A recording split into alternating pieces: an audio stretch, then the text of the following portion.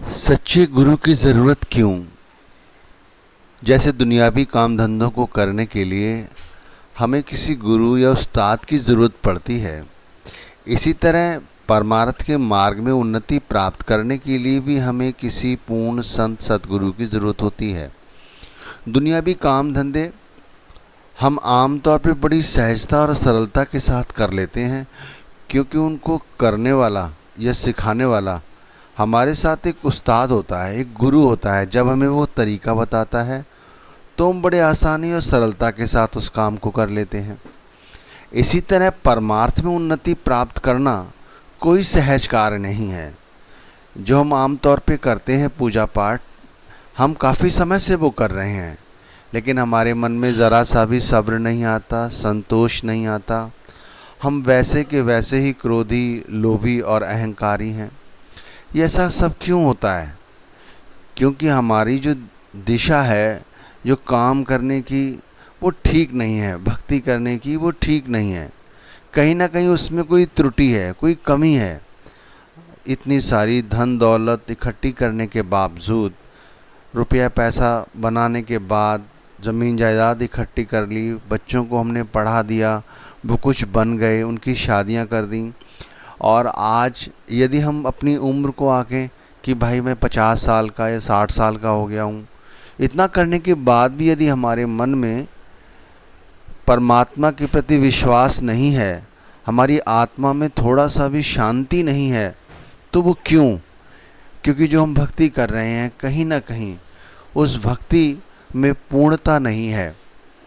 क्योंकि जब तक वो भक्ति का सही मार्ग नहीं होगा, वो भक्ति सही तरह से नहीं होगी, हमारे अंदर भी उस परमात्मा के प्रति सच्चा प्रेम जागृत नहीं हो सकता। तो ये जो परमात्मा का सही मार्ग है, वो हमें कोई पूर्ण संत सद्गुरु ही दे सकता है, कोई सच्चा गुरु ही हमें बता सकता है। अब सच्चा गुरु कौन है, हम उसे कैसे ढूंढें? ये बहुत सारे प्रश्न हैं, क्योंकि आज गुरु नाम की बहुत सारी दुकान लगी हुई हैं। अब इनमें हम किसे पूरा कहें और किसे सच्चा कहें, हम कैसे जानें? ये बहुत सारे प्रश्न हैं जहां हम उलझ के रह जाते हैं। इसीलिए हम क्या देखते हैं और क्या करते हैं कि जो हमारे साथ के लोग हैं, जैसे हमारा परिवार या हमारा समाज, जो वो लोग करते हैं, हम उन्हीं को देख के वो सब काम शुरू कर देते हैं। यही हमारी अज्ञानता की सबसे बड़ी निशानी है। क्योंकि सही मार्ग का चयन और सही मार्ग का अनुभव कोई वक़्त का पूर्ण संत सद्गुरु ही हमें दे सकता है। अब उस तक कैसे पहुँचें? अब माना हम अंधे हैं और हम किसी जो आँख वाला व्यक्ति उसे पकड़ना चाहें तो हम नहीं पकड़ सकते, क्योंकि हम तो अंधे हैं, वो हमसे दूर ही दूर रहेगा। यदि वो व्यक्ति अपना हाथ हमें स्वयं पकड़ा दे तो हम बड़ी सहजता के साथ उसका हाथ पकड़ लेंगे। इसी तरह कोई संत पूर्ण है, सच्चा है, वो हमें खुद ही अपना हाथ पकड़ा दे तो ही हम उसको पकड़ सकते हैं, उस तक पहुंच सकते हैं। और इस काम में हमारी मदद करता है परमात्मा, परमेश्वर। वो परमात्मा, वो परमेश्वर हमारी जो अंदर की भावनाएं हैं पहचानता है कि भाई इस व्यक्ति को गुरु की आवश्यकता है, सद्गुरु की आवश्यकता है, तो वो हमें ज़रूर उन तक किसी न किसी ज़रिए से पहुंचा देता है। तो हमारे को परमार्थ में उन्नति प्राप्त करने के लिए, आत्मिक शांति प्राप्त करने के लिए किसी सच्चे गुरु की ज़रूरत होती है, और वो सच्चा गुरु हमें परमात्मा की कृपा से ही प्राप्त हो सकता है।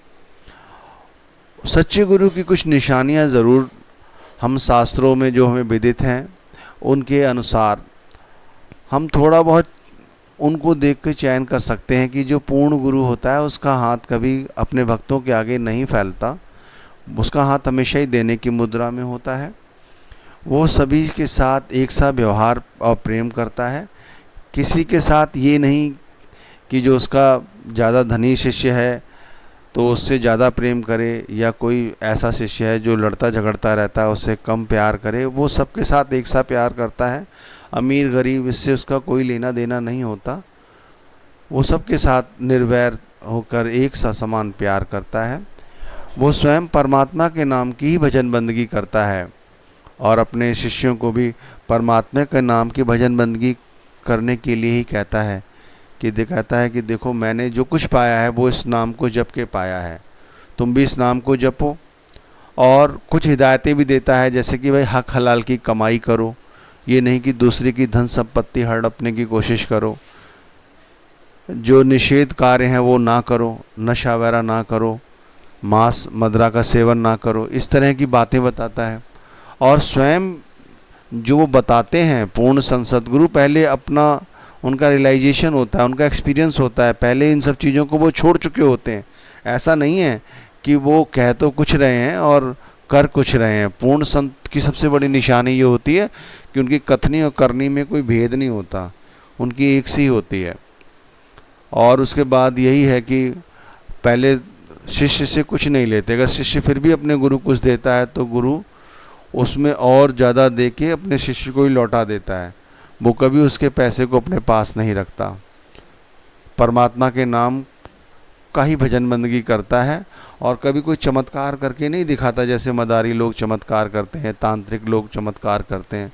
अगर कुछ करते भी हैं वो तो वो यही कहते हैं कि देखो परमात्मा करने वाला है, वो परमेश्वर करने वाला है और सब कुछ उसी ने किया है। तो यदि ऐसे किसी पूर्ण संत सद्गुरु हमें मिल जाएं तो हमारा स्वार्थ और परमार्थ दोनों ही समझ जाते हैं।